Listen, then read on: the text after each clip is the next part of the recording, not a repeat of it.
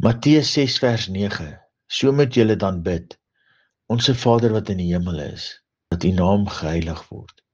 Wat Jesus die disippels geleer het oor gebed tydens die bergpredikasie in Matteus 6, pas Jesus op verskeie plekke prakties toe homself. Ook hier in Johannes 17. Jesus het nie net geleer, maar gedemonstreer. Die realiteit van gelowige gebed is oorgawe aan die leidsman van ons geloof, sodat ons sy hart in gebed kan optel.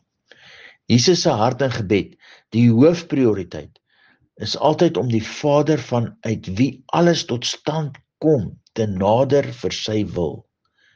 So moet julle dan bid, Onse Vader wat in die hemele is. Dit het Jesus gespreek, en hy het sy oë na die hemel opgehef en gesê, Vader. Ons ware gebede moet gelowig gerig wees tot Vader wat in die hemele is, in Christus Jesus, om sy hart en gees op te tel vir wat hy wil laat plaasvind.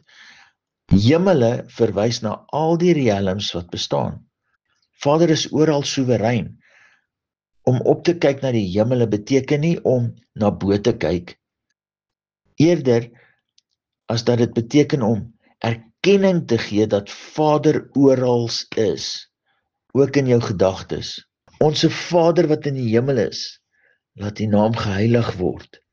In Jesus naam. Amen.